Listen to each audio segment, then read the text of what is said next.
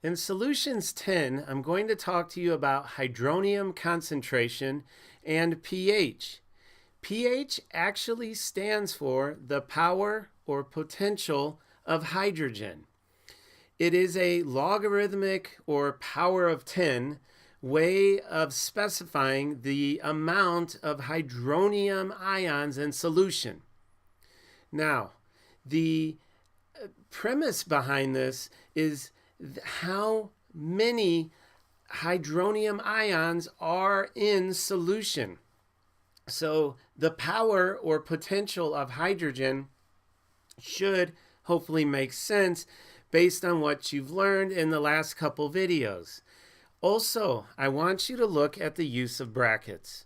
Please recall in chemistry, these brackets are specifying concentration, and we will measure concentration in molarity or moles per liter. The definition of pH is the negative logarithm of the molar concentration of hydronium ions. Recall, I will interchangeably use hydronium ions, hydrogen cations, protons throughout this video as they are all the same thing. Let's look at our dissociation of hydrochloric acid in an aqueous environment. You know hydrochloric acid is one of our 6 strong acids, and thus it will completely dissociate into its ions. Let's look at the pH scale. Recall, 7 is neutral. Anything less than that is acidic. Anything greater than that is basic, which we looked at in the previous podcast. Mathematically, the pH can be calculated as the negative log of the hydronium concentration. I want you to pause the video and go ahead and get your calculator out. I want you to find the log button and the negative button on your calculator, as we will be using those throughout this podcast.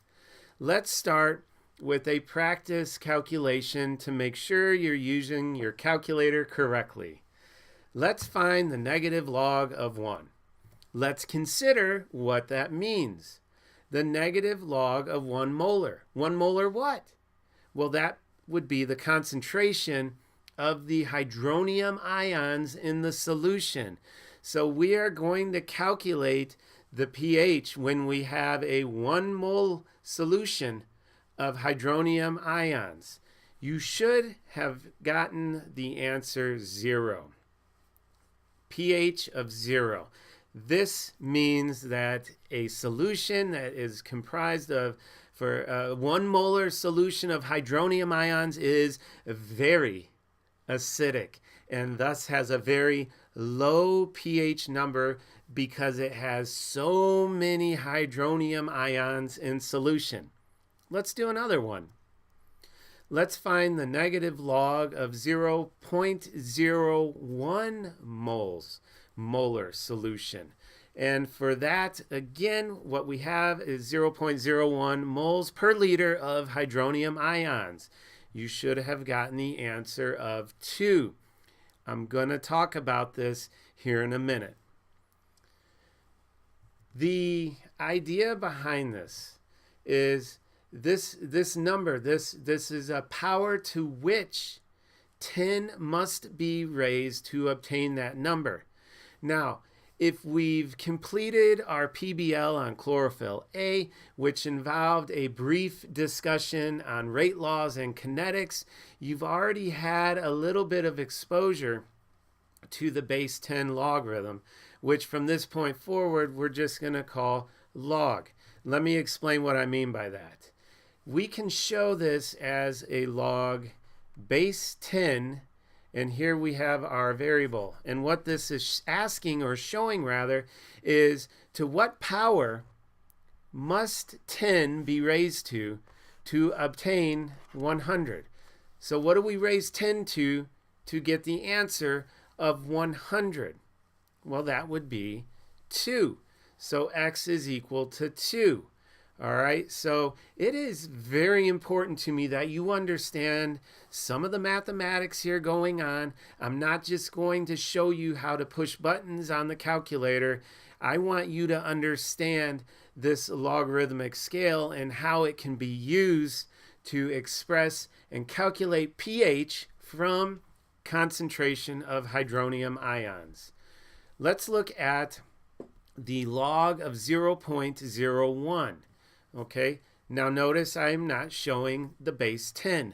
That is going to be implied from this point forward.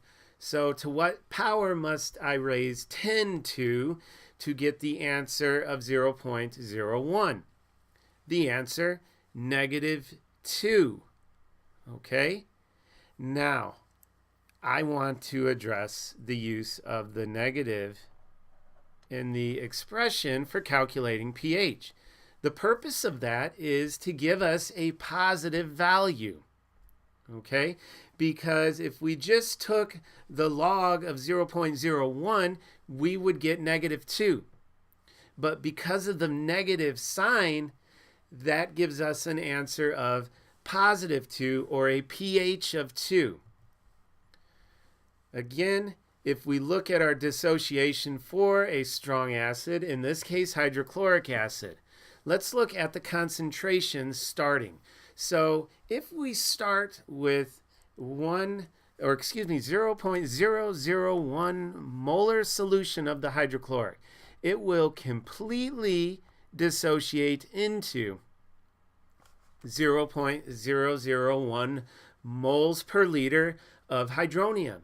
This is because strong acids dissociate 100% in solution. So once dissociation has completed, there's no more of the strong acid left because it has all dissociated into hydronium ions. So if we started with this concentration of the acid, we're going to end with this exact concentration of the hydronium, and for this matter, its anion, the chloride, as well. A pH is a negative log. Let's find the pH of this solution. So if you're told you have a 0.001 molar solution of a strong acid and it completely dissociates, therefore you know you're finding the negative log of 0.001 molarity. The answer to this is 3. So this solution has a pH of 3. This is really cool stuff. So now we know how to go from the concentration of the acid and to calculate the pH using the negative log. Okay, so if we reverse this process to convert pH values into hydronium, so we can take the concentration and calculate the pH, but we can also take the pH and we can calculate the concentration moles per liter of hydronium. This is sometimes referred to as the anti-logarithm. So we're going to find the anti-logarithm of the negative pH value. On your calculator, you're going to be using the log button. You may also find yourself using the caret, the up caret button here to give you superscripts. Let's do an example problem. The pH of Sophia's grape juice is measured and found to be 3.30. Calculate the concentration of hydronium ions in Sophia's juice. So let's look at mathematically. Hydronium concentration equals 10 raised to the negative pH. Well, we know the pH, and so on your calculator, you're going to take this and you're going to take 10 and you're going to raise it to the power of negative 3.3 and hit enter. And that will give you an answer of 5.0 times 10 to the negative 4th moles per liter. Now I have expressed this using two significant figures. which is why I have expressed it using scientific notation. So now you know how to use pH to go and find the concentration of the hydronium. All right, so next, let's look at hydroxide concentrations. You knew this would be coming. If we can do this for hydronium, then we can do this for hydroxide. However, this is not known as pH, it's known as pOH. And that is the hydroxide concentrations, and it can be calculated by finding the negative logarithm of the hydroxide concentration in molarity, moles per liter. Let's look at an example problem here of pOH of a base. Here, you're being asked to calculate the pOH of a 0.20 molar solution of lithium hydroxide. You know from the last podcast that group 1 and group 2 bases are considered strong and therefore will completely dissociate into ions, which means we will have a prevalence of the hydroxide ions. Here's our dissociation equation showing with a percentage that all of the base has turned into 100% of its cation along with the hydroxide anion. We're being told in this problem that we have a 0.2 molar solution. Well, if we had a 0.2 molar solution of the lithium hydroxide, that means we have all of it going into its ions. So therefore we have a 0.2 molar concentration of hydroxide anions, and for that matter, lithium cations. So we can go ahead, based on this information, use the calculator and find the negative log of 0.2. That gives you a pOH of 0.70. Now, we're so used to the pH scale. So this is different. Take a moment and consider what this value means, because it's the opposite of the way we think, because we think pH. We typically don't think pOH. So when pH is equal to pOH, that's when we have a neutral solution. So in other words, the concentration of the hydroxide ions and the hydronium ions are the same. That is a neutral solution. When there's more of the hydronium, we have a low pH, okay, but a high pOH. That's for an acidic solution. Here in this problem, however, we have a basic solution. We have a very low pOH value, which means we have a very high pH value in this basic solution. I want to look at the equilibrium constant for water. Now, depending on whether or not you have learned about equilibrium and writing equilibrium expressions, I will give you a little bit of background here. So, K is for the equilibrium constant. The subscript W is for water. This is commonly referred to as the KW value.